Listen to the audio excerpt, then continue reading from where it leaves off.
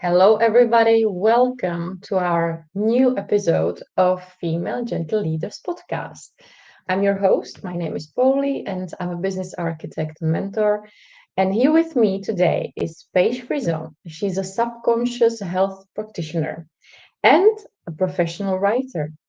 And not only we share a big amount of anxiety experience in our entire lives, and that really connects us on deep levels.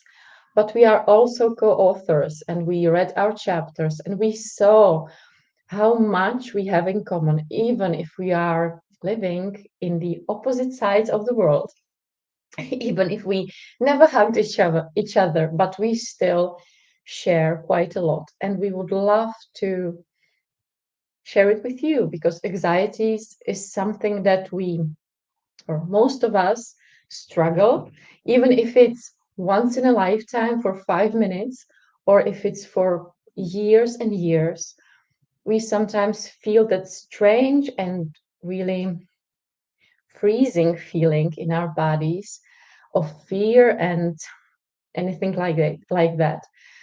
And for us, when we were even writing this book, even sometimes when we just talk about anxieties, it often triggers them again.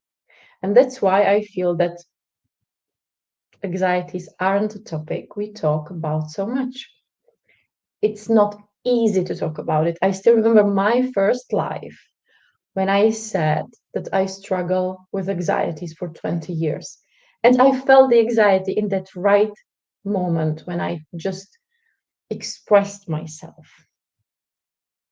So, Paige, I'm so happy you're here. And who is listening to us, comment, ask us whatever you need. We are here not just only to share, but to support you. So, Paige, could you tell us more about what does it even mean that you are a subconscious health practitioner? I think I will like break my tongue on that, but it's a really nice name. Absolutely. Thank you. Thank you so much for having me. You are such a bright light, and this is such an important topic. So I'm really glad to chat about this today. I am a subconscious health practitioner. So, similarly, for people who go see doctors in the Western world, I consider those medical healthcare professionals healthcare practitioners. And oftentimes in the Western system, people go to treat symptoms. That's the system in nature. And I do a little bit of the opposite or an inversion of that, where I help treat the subconscious, right? So versus the conscious mind, which is 5% of the brain, I might go into a doctor and say, hey, I'm struggling with this or that, or my knee hurts, or I have a headache, or I have chronic stomach problems, or whatever. And I'm reporting that which I know. But subconsciously, I help people understand that which they can't consciously access. So, subconsciously, we operate 95% of our brain in ways that show up in our body and our thoughts and our feelings without even knowing why they're there or where they come from. So, I help people heal on a cellular level by accessing the memories and the emotions that are living subconsciously under the surface that trigger present day stress. And so I serve people struggling with depression, anxiety, trauma, and addiction heal on a sustainable level by upgrading the experiences that they've had in the past to get them to operating in a present way so they can design the life that they desire. I feel that the worst part maybe, or one of the not so nice parts are that there are really many symptoms on the outside that are caused by the subconscious, and we feel like we are broken, that we are not okay, and we are always sick, always something. And yeah, there is just one part that we can cure, and if the subconscious just brings it up again and again, it's just a circle that we can't get out of it. I had it myself. I thought I'm so sick all the time. There's something wrong with me. I have some disease. Of course, I have nothing. Luckily, I'm quite healthy. But the anxieties created all of that. and the subconscious before that, the anxieties, are a symptom too, right? So, what do you feel was for you the moment when you felt this is my mission, this is what I do? What led you to it? I love this question. I have had so many transformational inductions or spiritual awakenings or moments throughout my life that have changed the game for me. I would say that I was in one of my darkest places when I discovered subconscious healing, and I wasn't ready. I saw the glimpse of how it could help me, and I said no. That's how committed I was to surviving. That's how hijacked I was by the subconscious and the anxiety and depression and eating disorder and everything else that I was needing at that time to help me survive. And I didn't know how to release that because these parts of me had worked so hard on my behalf to protect me that I didn't know how life could be any different. And it's really scary. And I call those growing pains. And I really like helping people for this reason transition from the dark and the coping skills that they've adopted, because I think those are brilliant. We're not here to shame them or blame them or hate them for existing, even though that's what the mind wants to do. And so I love how you talk about the mind's relationship to anxiety, how the mind, the conscious mind, really wants to analyze and make sense of what's going on. And so sometimes the only way it can do that with anxiety is to think we're broken or wrong or crazy or bad. Even if that story doesn't feel good, it's the only thing that we have control over in that moment. And for something like anxiety that feels constantly out of control, control is the one thing that it wants, even if it's a false sense of control. So for me, the game changer was a series of things, which, I'd love to chat about more. And I know that we will, because that's essentially what this chapter is about, that we'll be chatting about. But I actually took myself off of all of my prescription medication like 4.5 years ago. And I always say, don't do that. I really don't recommend doing that. But the reason I say that's such a game changer for me is because for somebody who was on antidepressants and anti-anxieties and mood stabilizers and a whole cocktail of prescriptions for reasons I didn't really understand, and it continued to pathologize me into thinking those stories of being crazy. When I got off all of those and I gave my body an opportunity to heal itself, I had evidence and I had proof to know exactly that which I was telling people, exactly that which I was studying, which is that our bodies are designed to heal. And I needed that to be something more concrete than just a nice thought to think. It's nice to hear you're designed to heal, but that's not a theory. And until we have our own testimonials, our own firsthand experiences, it remained a theory for me. So I had to prove to myself, okay, if I've been struggling for 20 years on this planet at the time, and I had all the cards stacked against me in my mind, and I was in the deepest, darkest hole that I could be in, and I took the opposite action, and I'm thinking, well, let's see what's on the other side. I just let things take their course. I let my body come back to base. And it took a solid probably 2 years, to be honest, to come to in a different, more equilibrium based way. But my life has never been the same. And I will always attribute the beginning of my sustainable healing process to that moment. And that's something that really connects us, because I was struggling with anxieties exactly 20 years as well. And we both share it in our book, the story of how we went through or from awful days and years to living, I would say, for my little girl and me, living normally, living like a healthy person, just day to day, normal, usual life. That was something that I really craved for. And for me, for example, I didn't even have any prescriptions, because for my body, it felt like giving up.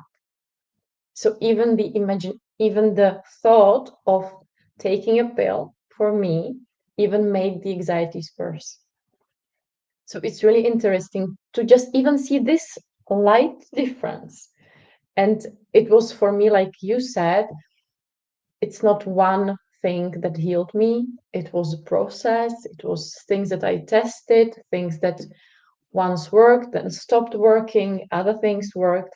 And I just found, I think, a list of things that helps me. And I just choose now what I need in some moments, because of course it's still my nervous system, right? It's still there. And this is what we want to share. So what do you feel helps you the most, or what do you like the most? So, yeah, I appreciate you and your honesty about the fact that you still experience anxiety. And we could talk about the nuances, because so much of what I talk about in the chapter 2 is how we all as humans have universal experiences. We all experience certain things like anxiety in moments, or panic, overwhelm, stress, fear, but they show up in different ways. And so it's this duality where even though these things unite us, they can also be equally isolating in those critical, acute moments, because we perceive that nobody can understand what we're going through. And anxiety can tell us that that is true, and we start to believe it. And beliefs are really dangerous sometimes, because chemically, they'll disrupt our heart patterns and our thought patterns and our chemistry and our biochemistry and all these things. So what I've learned over time is that anxiety is a quick, instant connection to the past and to the future.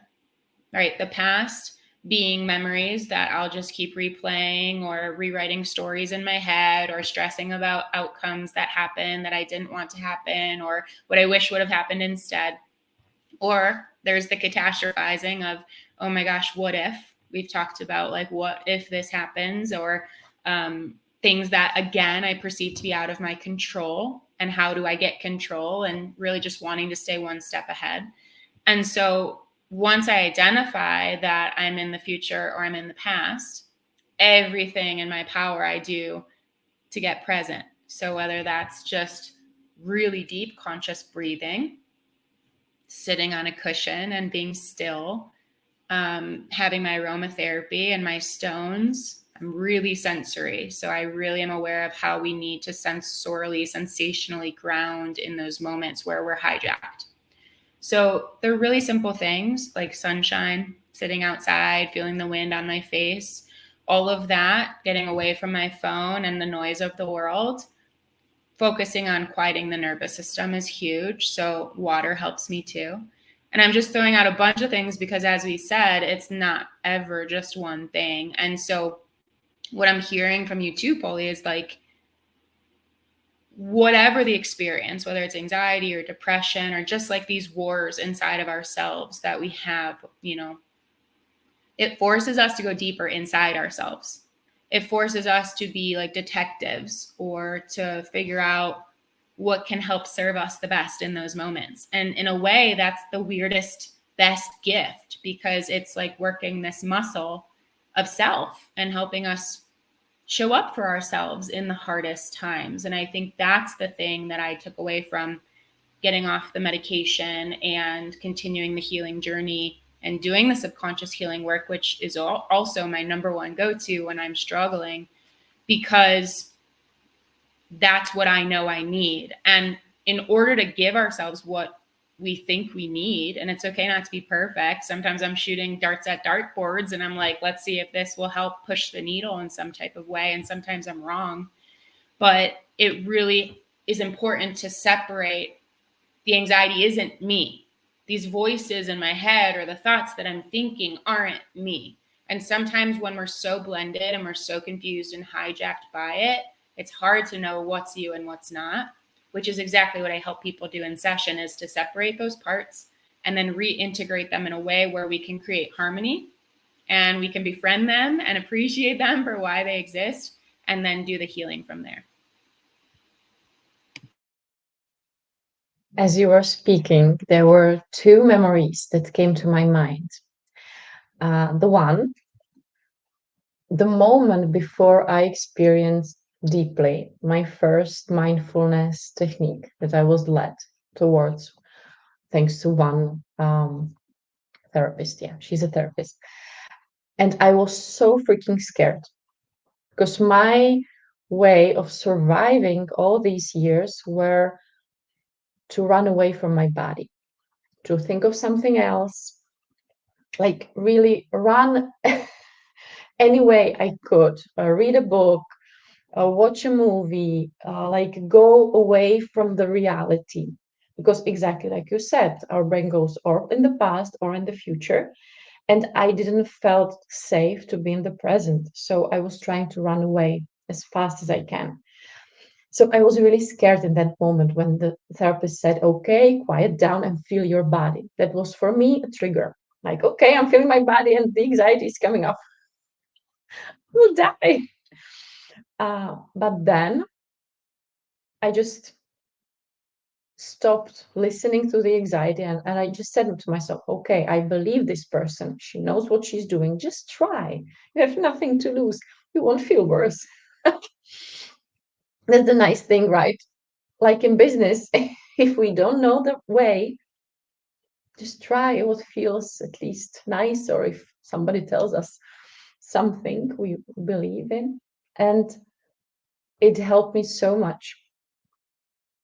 It was the first time I had something in my heads after I experienced it that really worked, the present. So it was so amazing.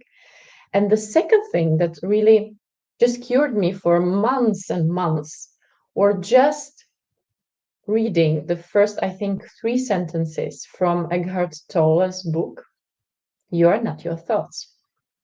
And that was such a revelation for me because, yes, I always, it's like normal, right? My thoughts are my thoughts. And that helped me so much that I am not my thoughts, I am not my fears. And that helped so, so much. So thank you for sharing it. And yeah, I just love these memories and I appreciate you naming them because I understand in hindsight and in retrospect when we talk about our experiences, it can be summarized in such a clean, tidy way. And I just want to name that it's not that. It's not linear and it makes sense why the anxiety's role is to like escape or to keep you safe, which often shows up as escaping the body. And me too. I lived disembodied my entire life through an eating disorder. And that's the way in which these parts stay loyal to us is through dysfunction because we haven't figured out the function yet, the functional part of existence in a healthy, sustaining way. Otherwise, if we could just be happy, we would just be happy. And if we could just, think good thoughts, we'd think good thoughts. But those things don't stick without the right container, the right techniques, the right support system. And oftentimes it's really hard to find that all at once and in exactly the moments that we need them. And so I love how you said, no, I'm not going to drop into my body because the anxiety needs me to do the opposite for me to stay safe. Why would I just do that? And even though it sounds simple, that is the scariest thing. And so I love that you bring up this concept of needing to pair together the body's regulation, working to get present so that you can feel the feelings, and then also adjusting the thought patterns, right? Sometimes that happens at the same time. Sometimes we have to do one at a time. And sometimes we do a dance and we go back and forth. And so I just want to assure people that might be struggling and feel kind of lost in the struggle because there's a lot of parts here. It's like there's the mental part, there's the physical part, there's the emotional part, the energetic part, and it can be a lot to take on yourself. And so like I've had a huge village of people behind me throughout my life supporting me through the stuff, and same for you, Poli. And there will come a time where you can support yourself if you're not already. I really see it like working muscles. And at first it's really hard. It's like, oh, this is really weighted and the resistance is really heavy and I'm sweating, right? And then it gets easier and you're like, okay, I got this in the bag and now I can take on more and life brings more curveballs and you're like, bring it on. And your whole attitude starts to shift. So we've all had those moments that have changed the game for us, even temporarily. And then when you can bridge together the temporary changes suddenly you have long-term change. So I just am here to like hold the torch and champion one another to know that it can be better and it can be okay. And thank you for sharing that and connecting it logically and from your expertise, because that's amazing. And I feel, and what I lived through was a pattern of pushing and fighting. And now I see how it really lives in most of us through business. Because when I stopped fighting the anxieties, I just transformed it in a hustle business, right? Because I was used to overcome my fears, to overcome my tiredness, my, I don't know, just headache, just not ignoring it, but feeling it and saying, okay, I see you, but I don't care about you. I will ignore you. I will do and do and do and go and go and go. And this is something that we talked about because you will be able to see us in a month in Valencia together. Yay! And it's a stressful thing for us. It's not, we still live with anxieties, we live through them. And I feel that's again, or instead of pushing, and I would love to hear from you, what do you feel or how do you work with it? I learned to balance it, that I don't have to always push myself. I don't have to always overcome all the fears in all the moments of all the days. And I can choose which days I just don't. And it's not that I give up. I just don't. I just stay at home, for example. And other days, like you said, right? Other days we are ready for the world, ready to conquer it. And then I'm ready to say, okay, I can accept the challenge and I will be completely okay. But the fighting during the years made it worse for me. How was it for you, or what helps you? Yeah, this is so beautiful. I'm just smiling and resonating so much with the transference, the chameleonic nature in which, whether it's addiction or anxiety or whatever that edge is that we struggle with, just changes, right? And by the principle of energy, that's what energy does, is it isn't created or destroyed. It's just transferred into a different form. And so I have had the same experience where I went from, okay, anxiety that tells me that I'm the worst has now changed into this hyper productivity, and it's been externalized in business of like, gotta do more, gotta be productive. And I don't approve of that message. I don't approve of that conditioning. And so there's that other war with myself of like, okay, it's shifted from being inside and beating up on me all the time to now feeling not good enough with how I show up in the world. Like, that's not cool either. It's doing the same thing. And so there's all these different edges. And I'm going to be really honest and say that anxiety almost won this time when it came to the decision around going to Spain. And at the same time, I'm a very intuitive person. And so when I'm in the mind and when the body gets dysregulated, because anxiety can do both of those things. Some people think it's more mental. Some people think it's more physical. Some people are like, it's the chicken or the egg, right? They're in tandem with each other. And I gave myself time. I remember just asking the group, I was like, I just need time.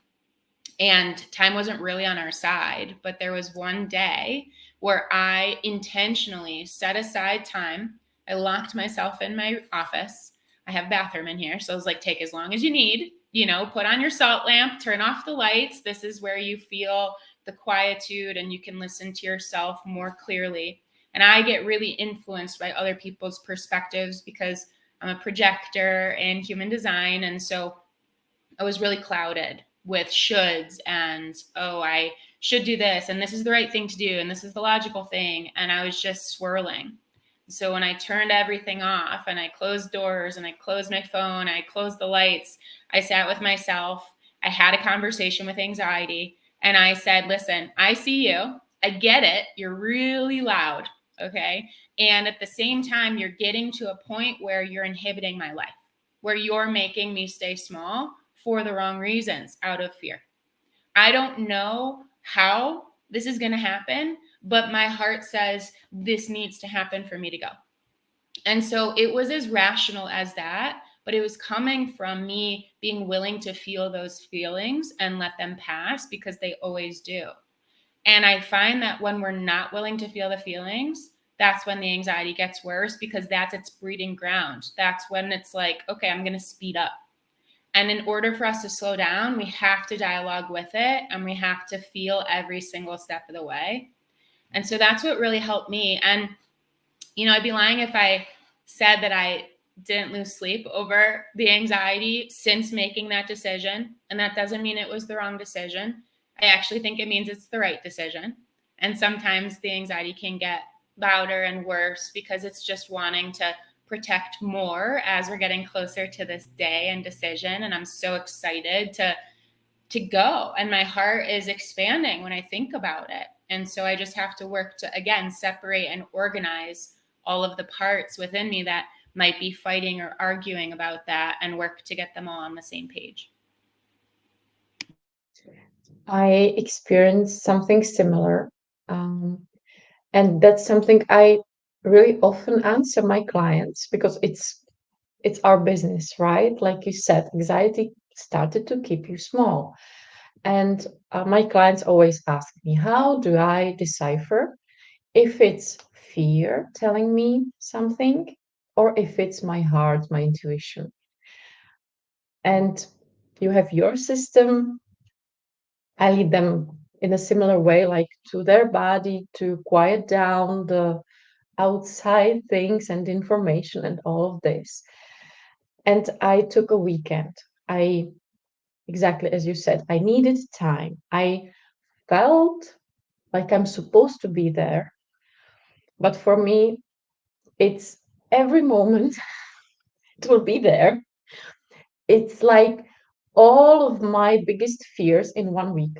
Hello, hello, hi, Polly, how are you? Are you ready? And I said, okay, I'm not ready like that, but I know that I'm supposed to be there. And I just examined, where are the fears? How can I work with them? And how can I at least lesser them, ease them, make some compromises, and what would make me feel more safe, so it won't just go overboard as soon as I don't know, enter the plane. So I'm also glad that I took the time, and as your heart, my heart says you're supposed to be there. It's not ego or something like that, or the fear of missing out. It wasn't there.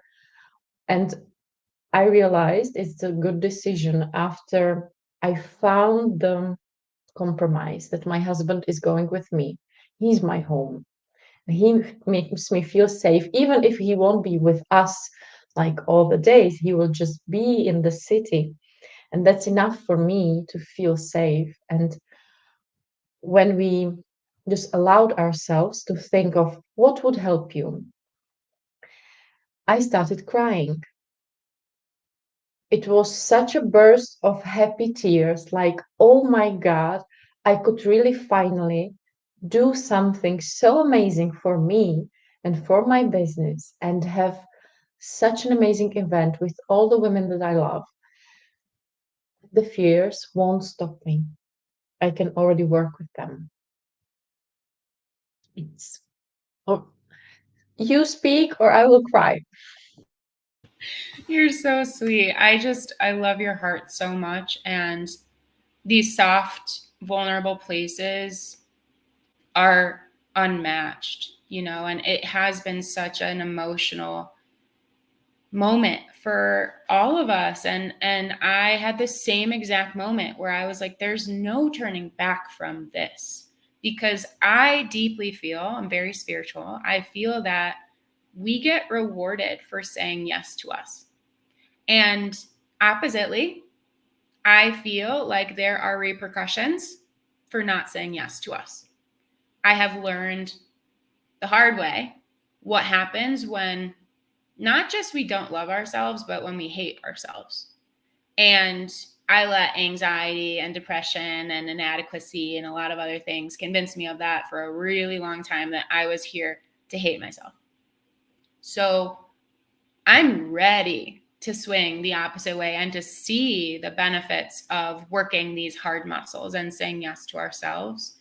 And it's so sweet and interesting that you called in your reinforcements, your husband, and you know what keeps you safe. And we all need that awareness of what helps us and what keeps us safe, because it makes things easier. I went through a similar kind of parallel experience where I thought about bringing my partner as well. But my intuition actually said, you got to do this alone. You got to figure this out. This is you with you at the end of the day. And I'd love to have her there, because she too is my home and my comfort and support. But it was a different energy for me. And I feel like this is one of the biggest adventures that I will be taking in my life ever, for so many reasons. And it's just time. And so whenever I have this impending event that's coming up, again, it's a breeding ground for anxiety. It's like, okay, between now and 1 month from now, anxiety is like loud. Let me show you all the ways that things can go wrong, right? Super, super noisy.